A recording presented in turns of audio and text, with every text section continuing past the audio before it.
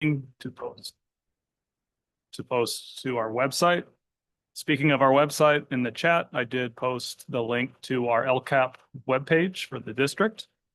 There you can find tonight's presentation, as well as our Armenian translation, Spanish translation coming soon.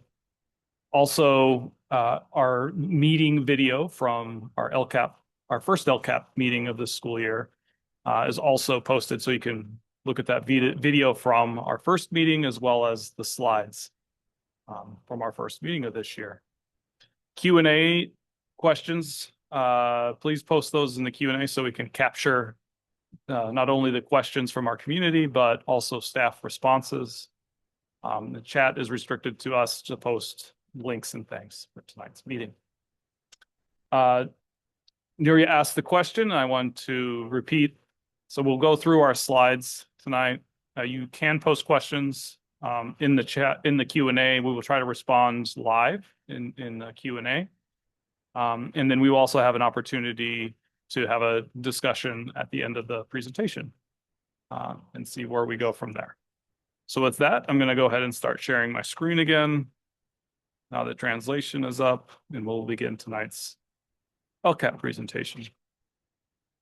Tonight is, I need to introduce everybody in the room. So I am Robin Anders. I am the Director of Instructional Technology and Accountability. And so I oversee our local control and accountability plan, which we're here to discuss tonight. I also am transitioning to oversee our state and federal programs, which is our title funds from the federal government. So all very important funding for our special populations. With us tonight, in no particular order, is Dr. Rebecca Harris, who is our Director of Elementary and DEI. Dr. Peter Knapik, Assistant Superintendent of Educational Services. Ms. Julie Markison, who is our Director of Secondary Ed and DEI. And distinguished board member Emily Weisberg, who's been a longtime fan of our LCAP process and attends most of our LCAP meetings. So glad to have Emily on board. I will be talking somewhat slowly this evening to make sure our translators are able to keep up with pace. Tonight, our primary topic is to look at our goals and our action items and metrics assigned to those goals. So one of the requirements of LCAP annually is to look at how our actions are contributing to our special populations, and looking at those metrics as a mechanism to identify, are we making progress? Are we increasing services and improving outcomes for the students that we are directing our funds towards?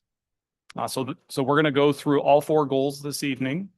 There will be some opportunity to speak at the end about, or have open discussion about any conclusions or anything that we want to make sure is discussed. Our previous meeting focused on our budget update for our LCAP, our supplemental funding.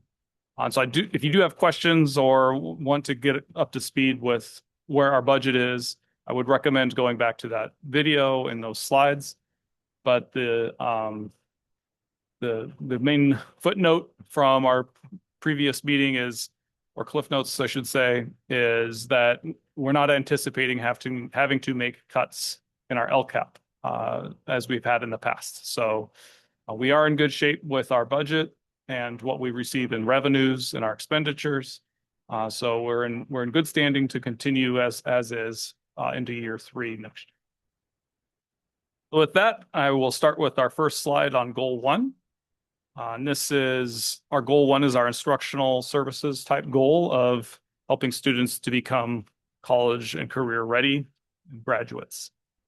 So you can see in this slide a handful of items that we fund in goal 1, ranging from elementary class size reduction, elementary ELD staff, dual immersion staff, ELD teachers, interpretation for English learner parents, a professional development day, partial day, Typically, those are pre-service days. This year, we also had pre-service days on October 13th and one upcoming on April 24th. Induction PD by a teacher, that's a .2 assignment. Elementary RTI is another high dollar item. Middle school psychologists, these are 2 FTE or 2 full-time staff. And behavior specialists, which is increased in this year's plan. In previous year, we had, I believe, 2 or 3 FTE in LCAP, and now we have 9. Increase was a transition of funds from Goal 2 to Goal 1. Goal 2 being what was the previous position of intervention specialists. Continuing, we're still on Goal 1 of our action items. English Learner Program, that dollar amount in previous LCAP plans has been about 1.5 million. The reason why that dollar amount has been reduced to 618 is we have been working with our fiscal department to better track paraeducators specifically. So elementary and secondary paraeducators for English language learners has traditionally been included in that action item, whereas we've pulled them out separately this year. And so we have a better idea or picture of exactly what we're spending for instructional assistants or paraeducators or ELs. But this specific English Learner Program funds our district office staff that oversees the ELD program, English Learner programs, as well as site staff, our English or ELD coordinators, and ELD office specialists. So that's what that primarily serves. Our next one is full-time curriculum specialists. That is a 9 FTE at 9 of our elementary schools. Past years, we've had 11 full-time curriculum specialists. A change made in last year's plan was to provide 2 of our largest elementary schools assistant principals rather than a curriculum specialist.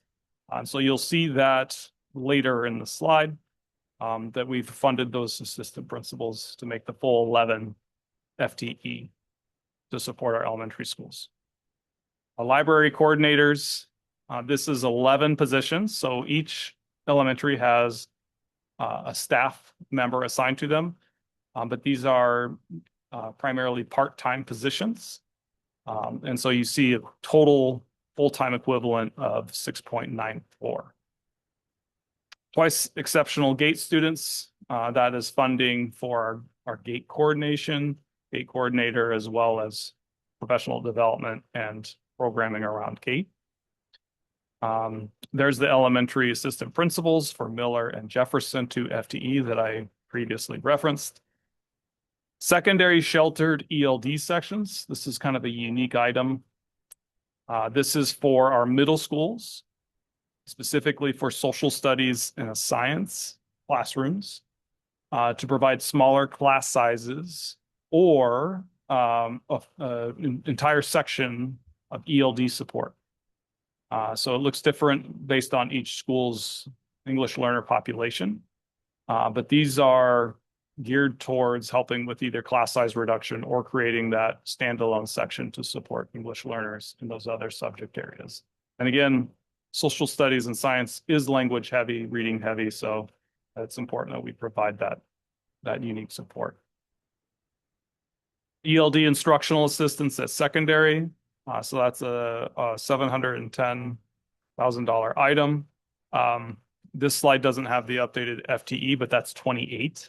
So apologize that the FTE's not been updated there. It's actually 28 FTEs. Culturally responsive pedagogy. This is our PD collaboration with ed partners. So we've had a lot of success with our math collaboration. We're in year 2 of our English collaboration. There's also math collaboration at elementary. that's been in process for quite some time. Provides the release time and the expenses are associated with the professional development for that. RTI assessment programs. School City has been around, and we use that at secondary and elementary for our own district assessments. In previous years, we funded iReady through this item.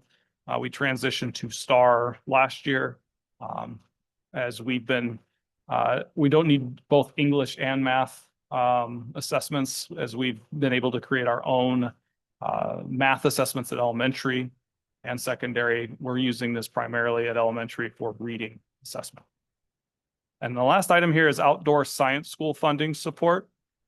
This is an item that was included in LCAP to make sure all schools at elementary have the necessary funding to attend science school, and it's based on need as far as supporting and making sure that's a trip that all students in schools get to participate in.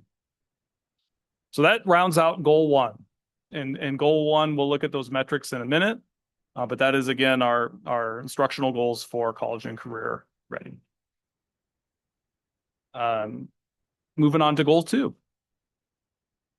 Goal two includes our Monterey teachers, and goal two, just as a refresher, is our supporting students goal. So it's behavioral, emotional, all the other parts of supporting our students to be successful in our schools.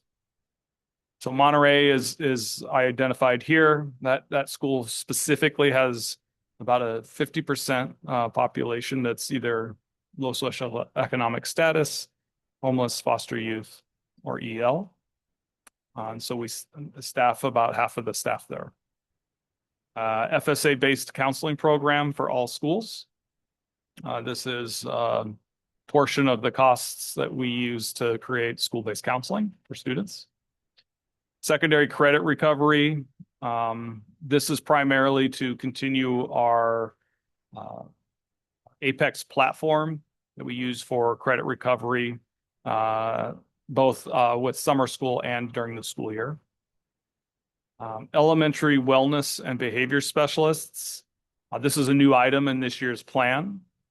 So when we transitioned from elementary intervention specialists to increase our behavior interventionalists that we discussed earlier, there were 3 FTE identified to support all 11 schools with behavior and attendance concerns.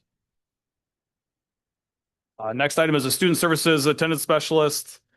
That's out of our student services department to help homeless youth and foster, mostly providing outside resources and support.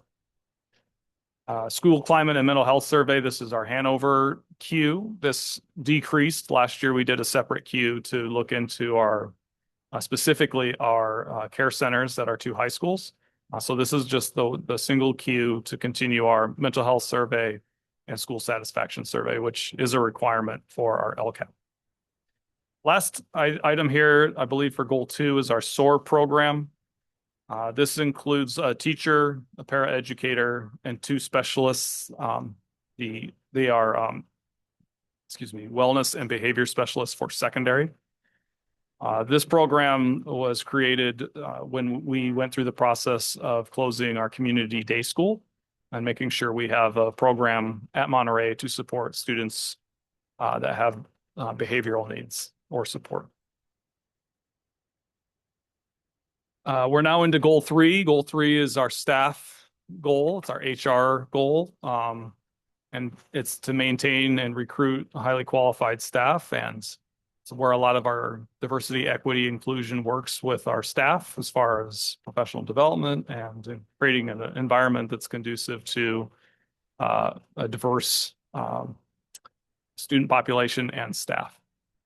So you see our lead stipends and collaboration time. Those are our 2 action items to support that work. And we do have a metric for goal 4, but we don't have any expenditures in the supplemental fund for our fourth LCAP goal, which is our maintenance of facilities, high quality learning environment goal for infrastructure and facilities. And so most of those items are funded through either general fund or other specific funding for that. But we do report on those expenditures in our LCAP. They're just not part of our supplemental fund. So this is where we get into the meat of our metrics and tonight's meeting. So we've gone over each goal, what we expend within our budget, and the actions and the services they provide to meet our goals.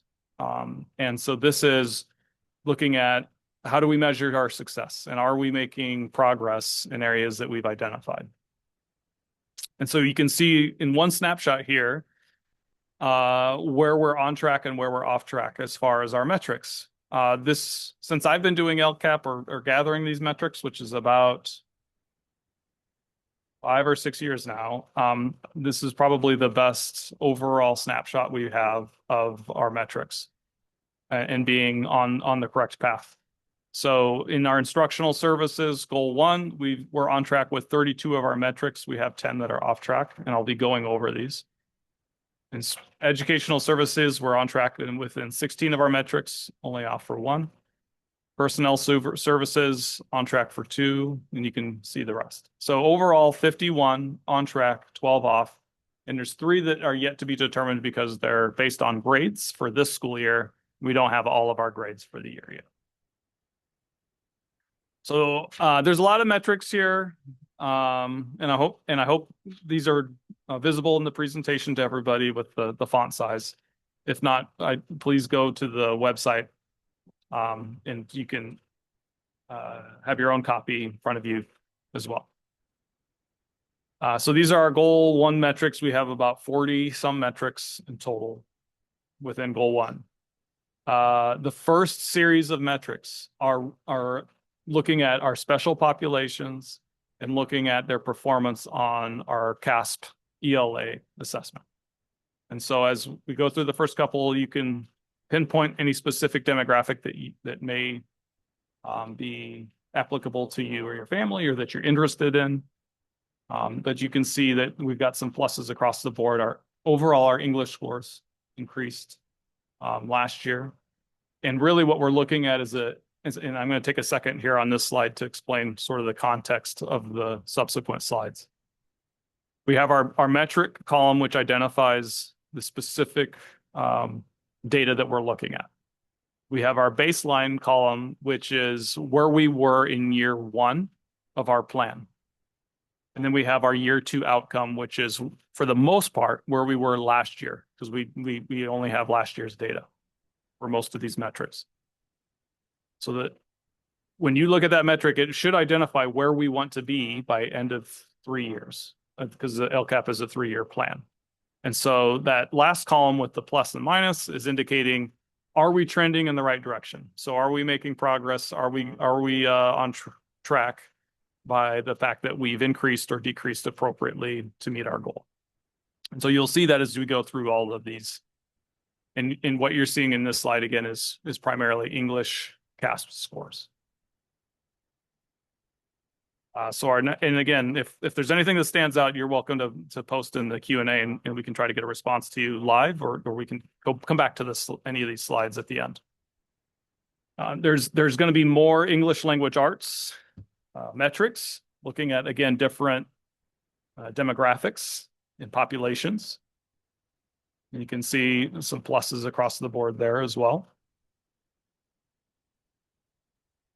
And then we're going to transition to math. So as we get to the bottom of this slide, we're seeing that we're starting to look now at our CASP math scores for specific demographics. I have to shout out, when we looked at the data over the summer and this fall, middle school math especially have made massive strides in their scores. So that's one of those action items we've been funding, is that PD time and collaboration for high level pedagogy. You're seeing that play out in our scores. And that's what we want to see. We want to connect the metric to where we're spending money in our actions. So again, more populations of note and their performance in math on the cast. Pluses all across the board on this slide. Oop. Sure, I'm on track here. Hold on. I was on 1, 2, 3. There we go. So now we're transitioning into English learner progress on proficiency. So there's a couple of metrics here. There's the LP. There's also reclassification. And in 22, 23, we had a very high classification rate. So the 20% of our English learner population was identified to be English proficient in 1 year. That's hard to keep that baseline or improve upon. So even though we're not trending in the correct direction from that baseline, it's a very healthy baseline, and we're still very healthy with 13.7%. Another metric is our credentialed teachers. The criteria around teacher credentialing and monitoring. This is called the teacher assignment monitoring. The degree to which and the specificity at which we have to report to the state has increased year after year for the last 3 or 4 years. It gets down to the nitty-gritty of every individual teaching section or every class that a teacher teaches, not just their full-time assignment. And it also gets down to special ed, sometimes their disability, and whether or not the appropriate credential for our special ed teacher is in place. So the specificity and has gotten much more complex in recent years. And so you're seeing us continue to monitor that and do our best to make sure that with vacancies, with unfilled positions, or even teacher leaves, that we're doing our best to make sure that those are filled with credentialed staff. Another healthy metric, graduation, is going to fill up. That was last on that last slide and this whole next slide. Again, great baseline, great percentage as a district. To be about 97% as a district is outstanding. And see all of our subgroups, for the most part, are trending in the correct direction from our baseline and doing very well.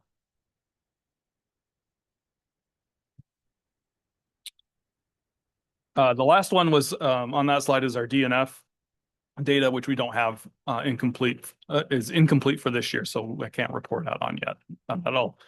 That'll be reported as the school year ends for ours when we submit over the summer to LACO.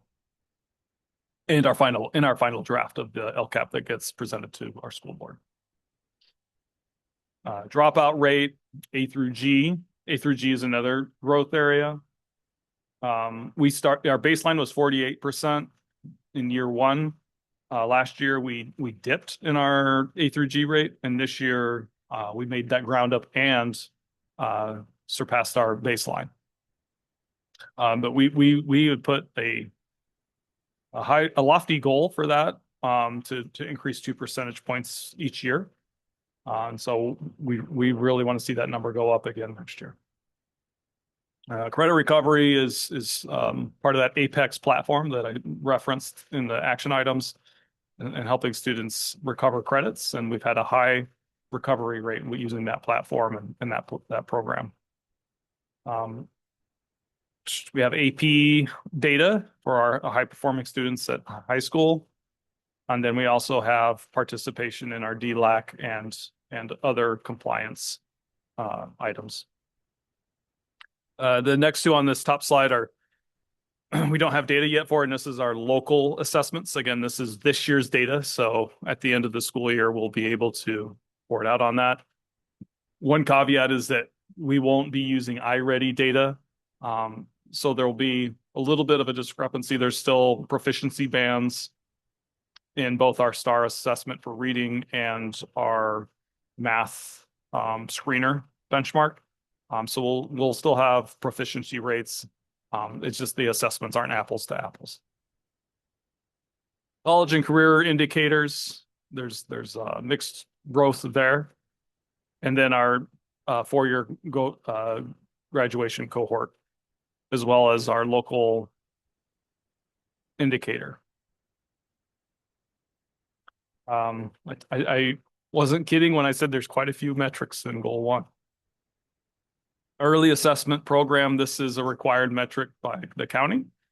This is looking specifically at how students perform on our CASP assessment in 11th grade to determine if they're prepared for postgraduate work.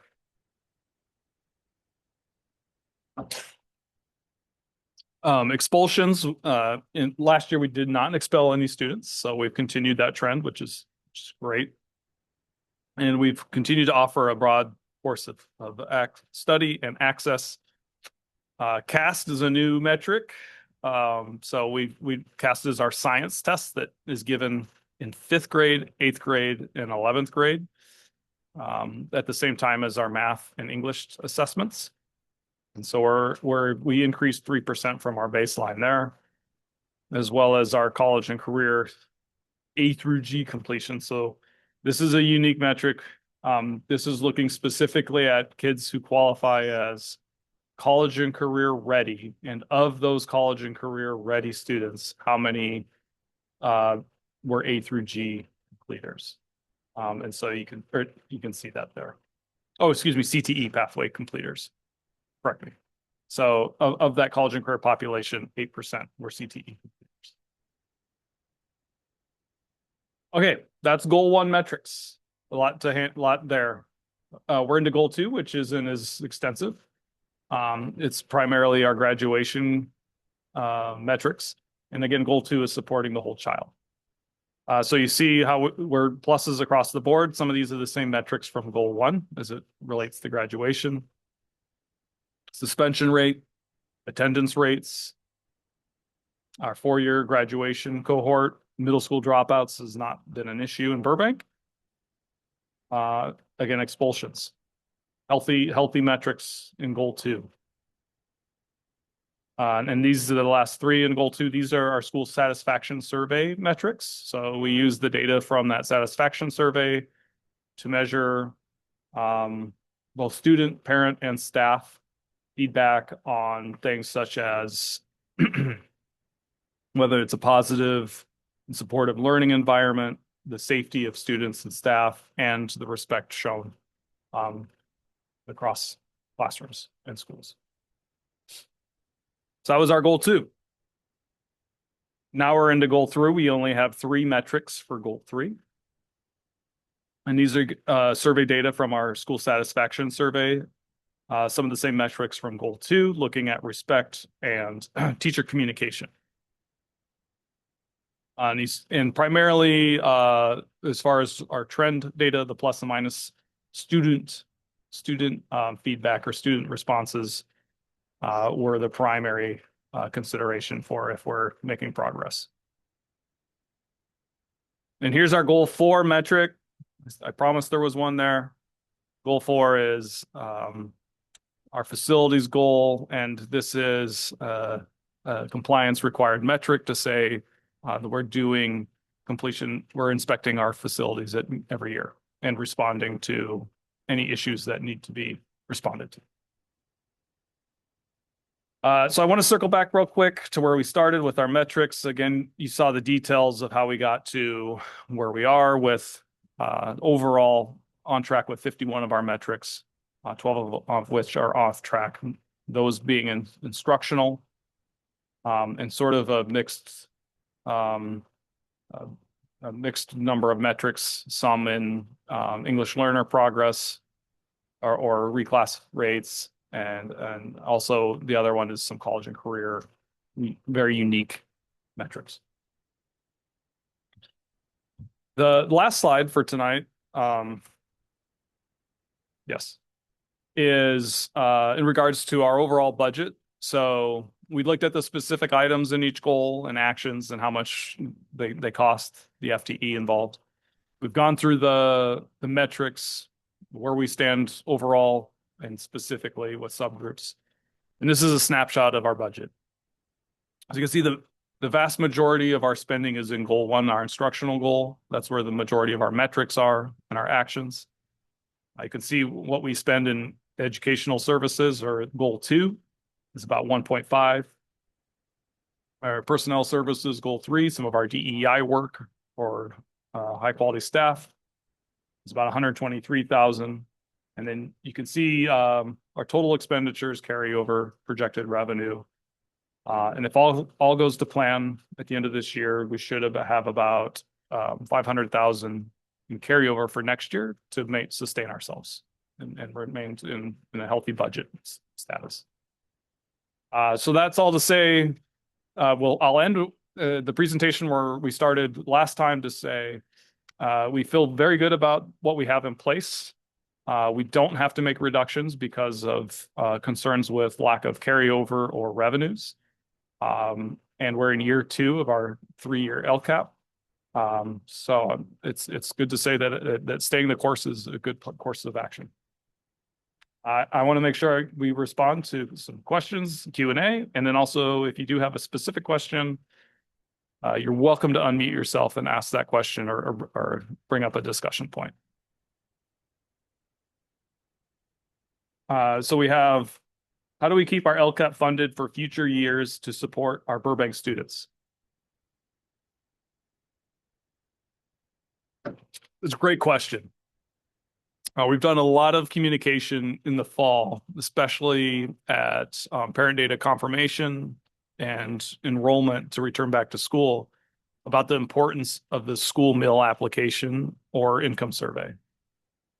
You've heard the More Than a Meals campaign. The truth behind that is it is more than a meal. It's funding for from our state and federal programs, and it's specific funding for LCAP. So every student that qualifies as free and reduced lunch contributes to our funding for this LCAP. And it's usually about $2,000 per student approximately. So those dollars add up. Our middle schools did an outstanding campaign this fall to really try to get a response from every family. Our elementary schools, especially our Title I elementary schools, also campaigned really hard to get responses from families. I think where we could either increase or sustain ourselves is with our high school population and students, of really getting the word out of how important that application is to provide this additional funding for our schools. Outside of that, it is based off enrollment and ADA. So students coming to school, attending school, make sure we're getting the full amount of funding from the state for our students, and trying to sustain our enrollment. We're in a declining enrollment. Our whole state is in declining enrollment. So every dollar counts and every student counts. Great question.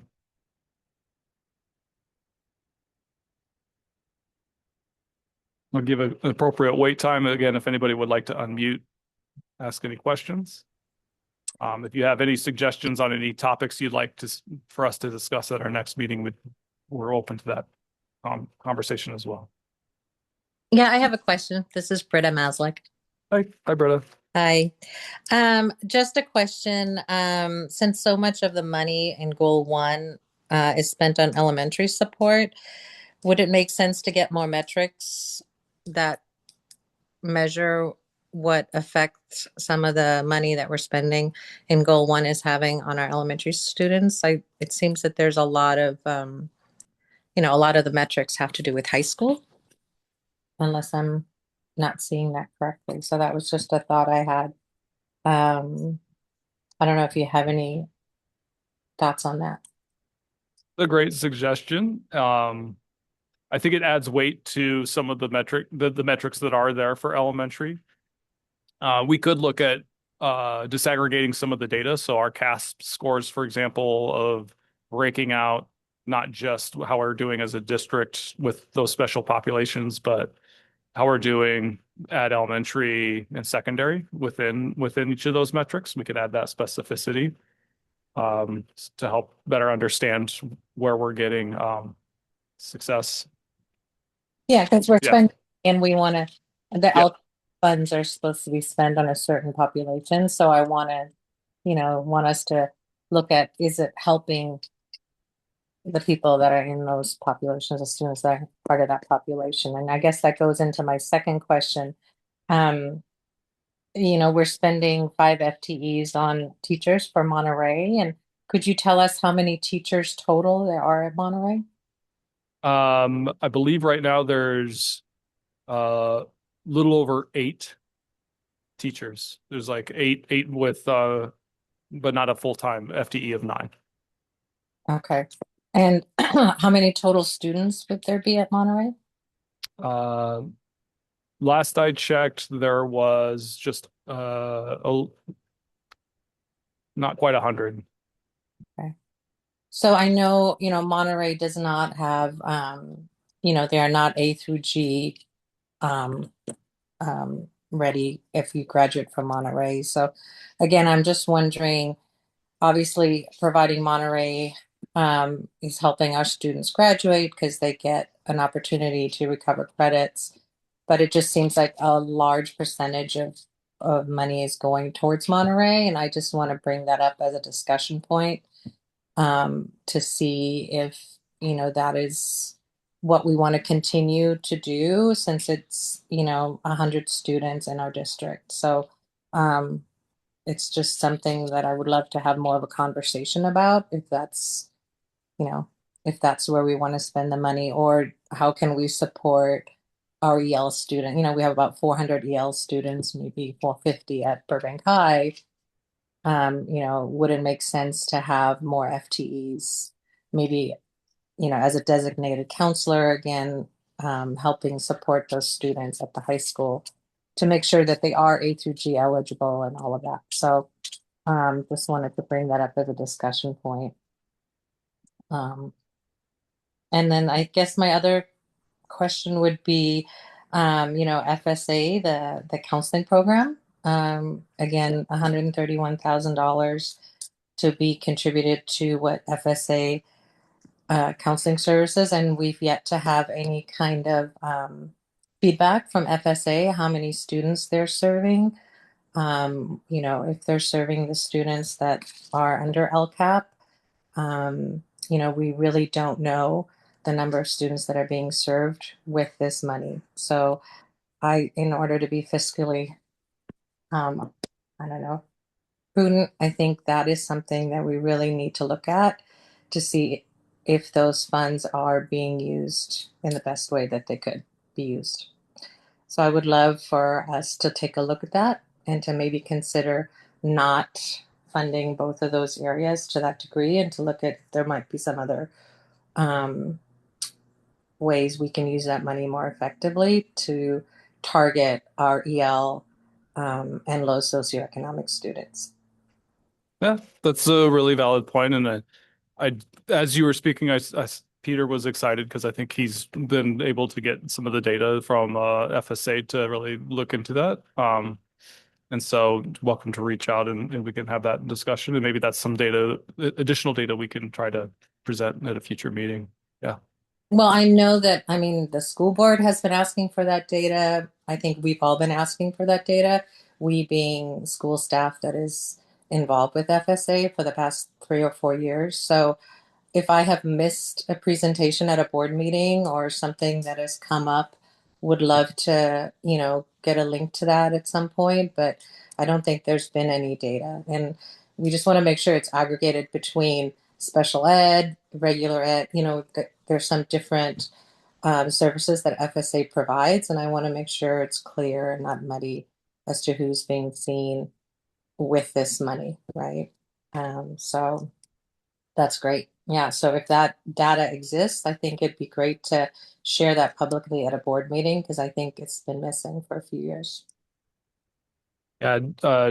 Dr. Knappich was indicating that he just received it Friday. So that would be something that we can look at for one of our future meetings. That would be great. Yeah. He wanted me to make sure that we mentioned too that as far as the elementary data, if even if it's not represented in the LCAP or these specific metrics, it is something that we do look at.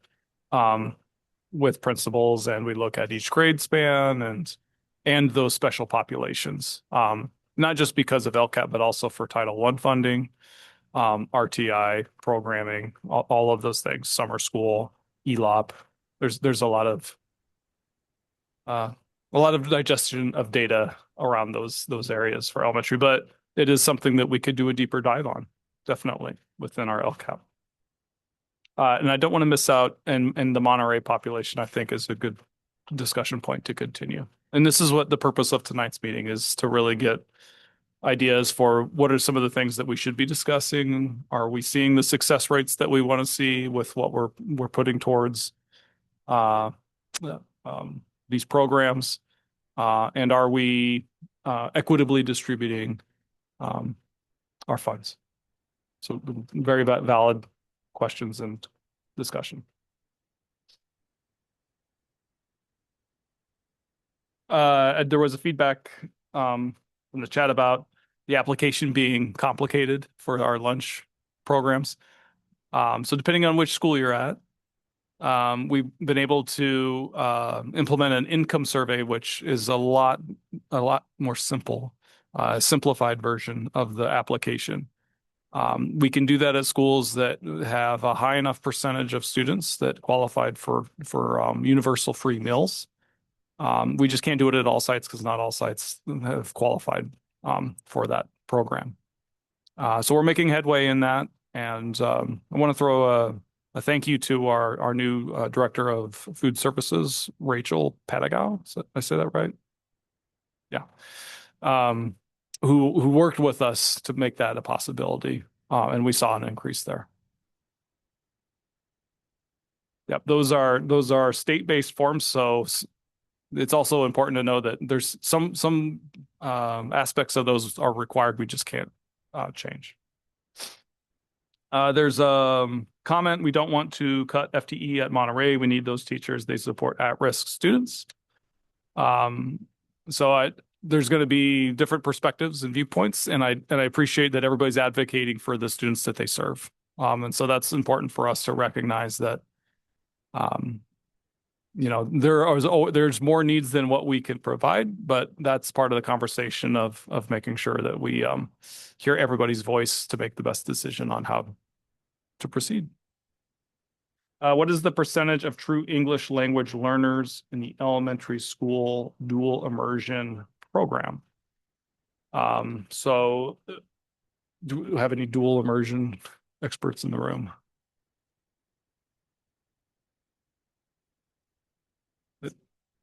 Just a second, we're getting a response, so bear with us. Yeah. So the question was, what is the percentage of true English language learners in the elementary school dual immersion program? And so I'm going to pause for a second as we have staff in the room that could answer that question potentially. Okay.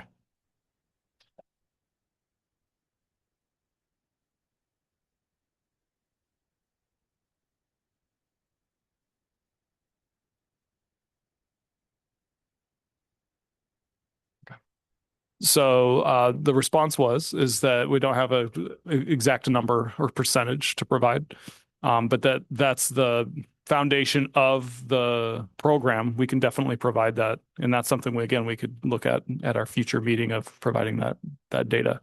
What I would say is traditionally it's been 39% overall, somewhere around there, but we don't know if that's the exact percentage as of today. Great question. Okay. What is the percentage of parents and staff who complete the surveys? That's one of our goals this year. So it has not been as a high percentage. So again, the question was what is the percentage of parents and staff who complete the surveys? So one of the misunderstandings is our mental health survey that we completed this fall it does not go to parents. It goes to staff and it goes to high school students. So those are the respondents for our mental health survey. In the spring, our survey goes out, the school satisfaction survey Goes out to all parents, all staff, and I believe eighth grade students and up. So those are respondents for that. Depending, we get a high response rate from students typically, although the demographics aren't always as equal as we would like. I think where we need to see or we can campaign for more participation is from our parents and staff, definitely. So maybe that's providing some, especially for our staff, designated time to be able to respond to that survey.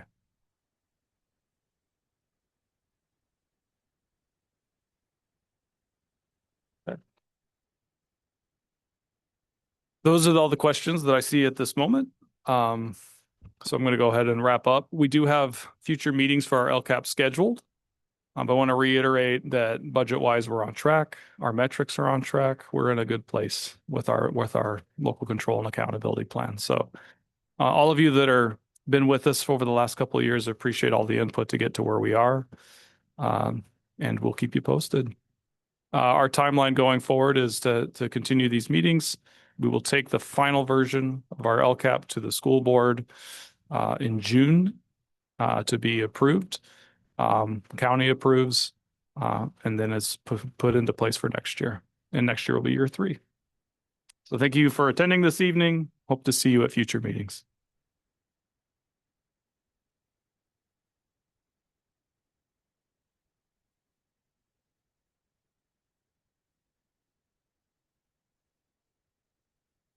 Bye, everybody.